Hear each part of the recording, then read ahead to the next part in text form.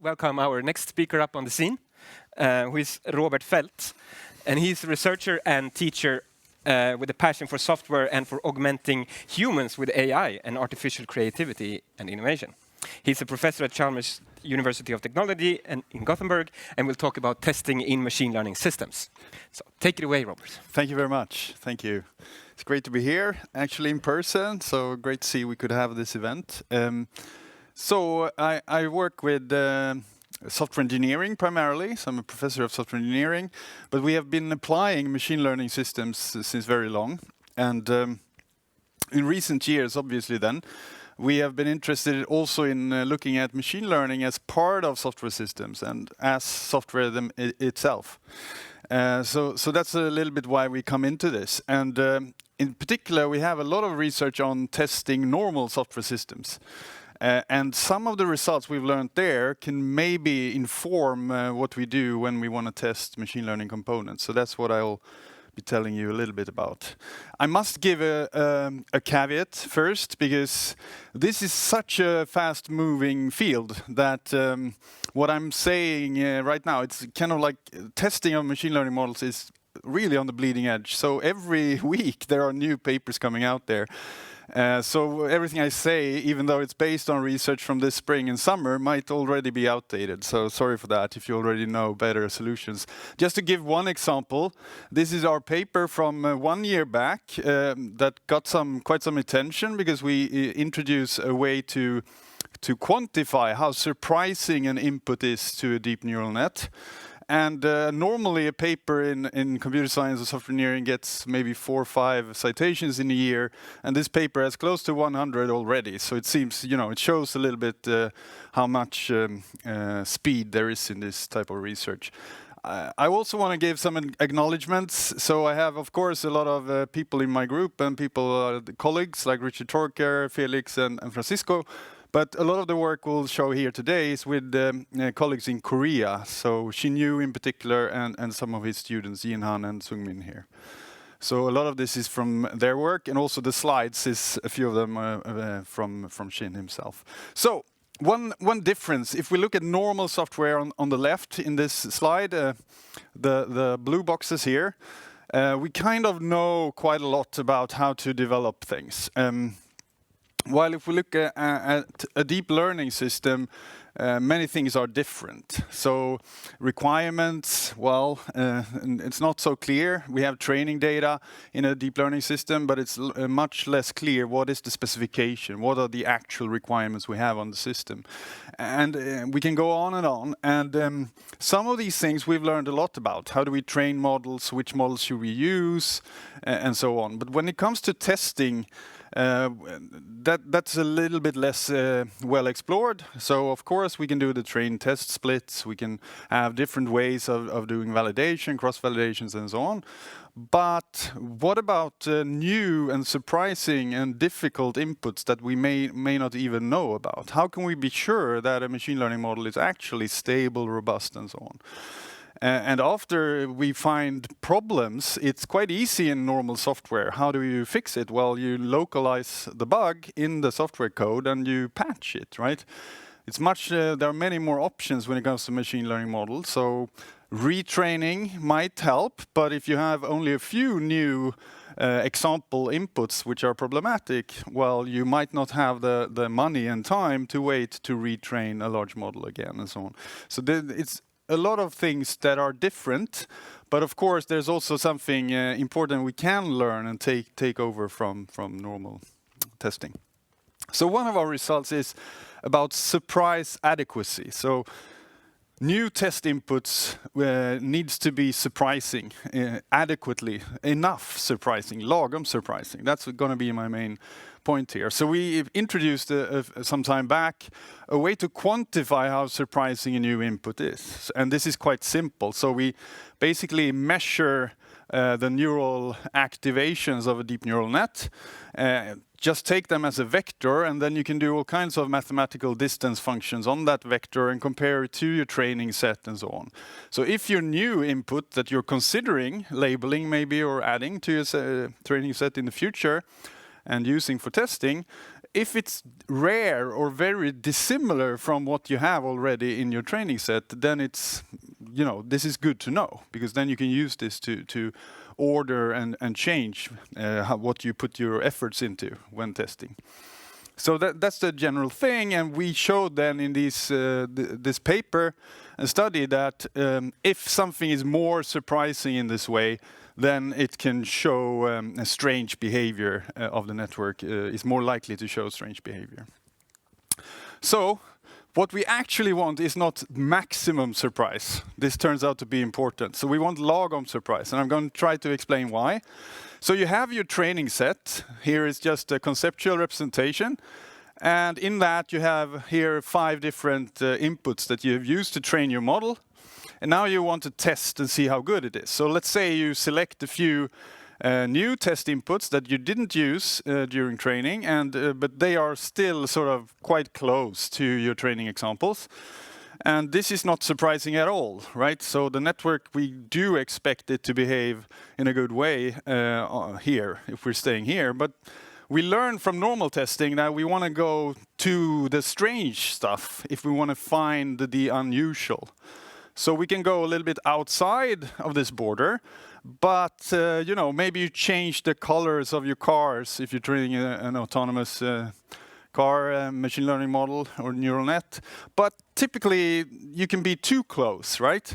On the other hand, let's say a very strange situation for the deep neural net in a autonomous car might be if there's a man with a goat on his back walking on the street. So, okay, this can happen, and actually I found a picture of this, or a related picture here, of a man driving a motorcycle next to you, your car, having a goat on his back. So, is this good or bad as a new test input? We cannot decide. But what we can say is that if you only pick new test inputs that are very extreme like this, then that could be too extreme, because you don't want to spend all of your testing resources far away from your training data, because then you're spending a lot of effort there, but it's not so likely that these situations will happen in practice. So what you want is something in between, something lagom surprising, about right? And you need some way to quantify this, and there are many ways you can do it, but R metric or distance is one way. So how can you use this? Well, you can use it to reduce the development cost of DNN-based systems. So where can we cut corners while labeling or training these type of systems? So we used this metric, and we had 10,000 possible test images for a deep neural net on CFAR10. And the green line here in the middle shows if we just randomly select and we go from the first test image up, then since we sample randomly, the network in this case had about 80% accuracy on all of these test images. But in the red line on top, we instead started from the least surprising input, so the lowest SA metric. And of course then accuracy was about 100%, and then as we get to the end of the list, so the last red ones are the ones that are the furthest from the training data, then we get a lower accuracy. So instead, if we start the other way around in the blue here, we start with the most distant, far extreme inputs, then you get very low accuracy of the network there. So you can obviously see that we can use this as a tool to see where do we want to spend our testing resources, given a certain model and a certain training set. So then we started an industry collaboration with Hyundai Motors in Korea. So this is a typical kind of case. You have a fisheye camera on a vehicle, you get a video from that, and you want to do object or semantic segmentation. So you want a model that will, in real time, label what you're seeing in this image as different things. So it could be the lanes, could be the road itself, could be other vehicles typically, right? And as we know nowadays, people think that selecting your machine learning model and training it is the green big cost here. But there are plenty of studies showing that actually data collection and labeling and so on is much more costly than running and training the models themselves. And in particular, if you look at estimated costs here, object segmentation here is among the most costly. And we can imagine this because in a single frame of the video, there are many different parts of the image that needs to be labeled and segmented there. So it's going to take a lot of time for a human to do that, so it'll be costly. So here's the result of this. So I'll start the video and then I'll try to explain it. So top left, you see the sort of raw input, middle top row. You see the ground truth, so this is human labeled segments of the picture. And below, in the middle and to the right, are the automatic MDSA-based heat maps. And so it's basically marking parts of this video where there's the highest uncertainty, right? And of course, so then if you have this for the video sequence as a whole, you can then use this to select which of these video sequences are more important for a human to look at and label so that we can then use them in training or testing purposes. So that seems pretty useful, and Hyundai want to continue this collaboration, so that's good. What can we do more with this? So we can try to navigate the space of possible inputs. So rather than saying that we have a fixed set of possible test inputs, which one are we going to select, we can be more cost effective if we have some kind of data generator and we try to control the generator using these type of metrics. So it's kind of the next level. Here we are using the metric itself to direct the generation of new data. So can we generate test inputs that are surprising but still more realistic than existing techniques? So this is quite hard to do. Even Daniel said before that it's easy with images. That's true. It's probably easier than some other modalities, but it can still be hard, and the tools out there are fairly basic actually. So how can we make this space of possible input images, for example, it could be audio, could be something else, more explorable? So a classic way of doing this is you take seed images, which are real images, and then you add some kind of noise of different sorts. So you can be more or less realistic, can be change the weather conditions, you know, occlude things in front of parts of the image and so on. So this is kind of standard, but you know, somewhere in this space there's going to be like a boundary where the behavior of the neural net will have to break down because it cannot solve every solution. So how do we find these boundaries in a more efficient ways? So we want to explore this space in an effective way. And there are some solutions here in the literature, quite recent. Everything is recent here. And our solution is based on a variational autoencoder. So this is from the spring. So what we do is we take a variational autoencoder, which is basically two networks. One is trying to take the input. Here it's a MNIST image for 9, I think. So the red network is trying to condense this input down into a smaller latent vector, and then the blue network is trying to expand the latent vector back to the original image. So you can train this kind of in a loop, and you have many inputs, and then you can learn a data generator for some space, input space. What we then do is when we have this variational autoencoder, we can use the SA metric and other metrics like that to change the latent vector so that we go closer to, for example, another class, like class number 4 in MNIST. So we can now create examples that are more realistic than if we simply would add noise. So this is what we've shown quite recently. So it's the combination of having a way to quantify surprise here. Then we can sort of play with how surprising do we want things to be. And it turns out that this gives more realistic inputs than other existing techniques, because most of them look more like adding noise of different sorts. So here you see some of FGSM and some of the other sort of adversarial test data generation methods for DNNs, and some of them basically add white noise at a certain point. And it's probably more interesting to create an input which is between a 4 and a 9, and with these techniques you can do this automatically. Okay, so trying to wrap up, you know, this is a fast-moving field. There are probably plenty of techniques nowadays, you know, a few months later that can do similar things.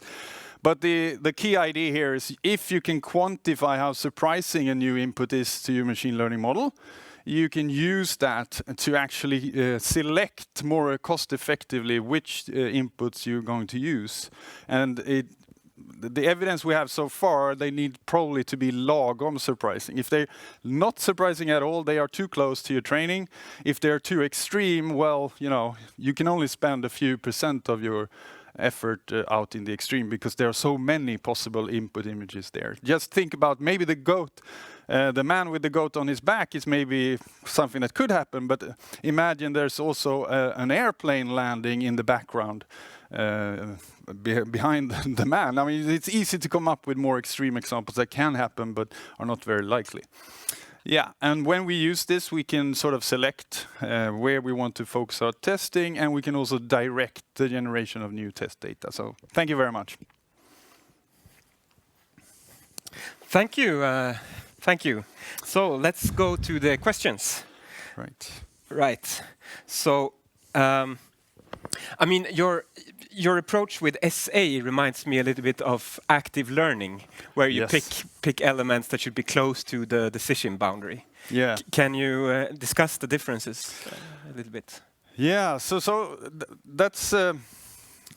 There's, of course, I mean, there's such a big literature also in this field, but this was exactly what we heard from some people at Zenuity when they checked out this result. That okay, it's interesting, but how does it relate to active learning? So we focused in the study. We've actually focused on comparing to existing test generation methods. So active learning is slightly different, but this work with Hyundai, they are using some kind of active learning today, and they still see some benefits in combining maybe these approaches. But you are right.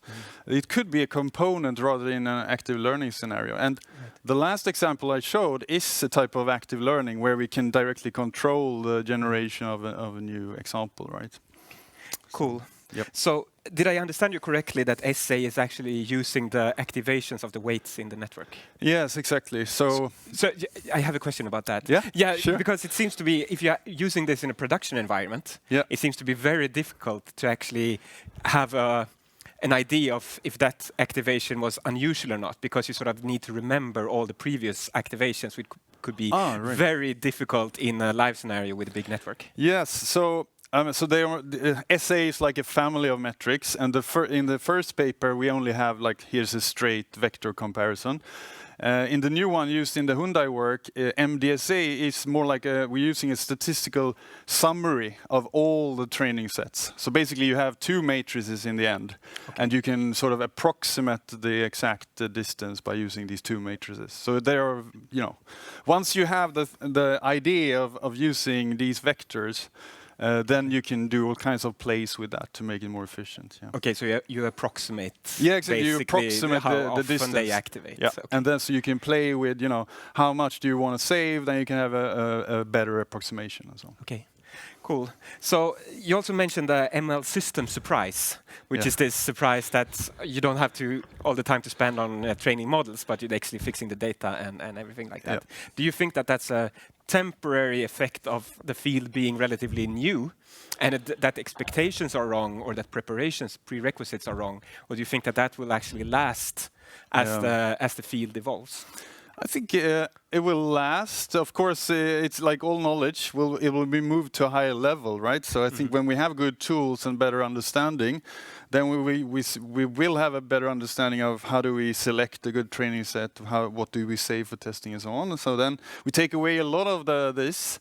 But of course, then you have more nuance in data, right? Because data is very rich, like the world is. So I think we will still need these type of tools on a higher level, right? For the biases and things we don't understand or missed and so on. So all the different issues of machine learning system will become more involved and difficult, and as we become better machine learning engineers. Yep. Okay, cool. Yep. So it's actually time for break. 10-minute break, but I will thank you first of all for the very interesting talk, and welcome Anna up with the flowers. Great, thanks. Thank you very much. Right, thank you. So it's time for a 10-minute break. So get off your chair and move around a little bit, get some fresh oxygen back in your systems. And afterwards, we come back with a talk that I've been looking forward to the whole day. It's actually how we're using deep learning or machine learning in fundamental physics or theoretical physics by Christian. It will be very interesting to hear in about 10 minutes. Thank you.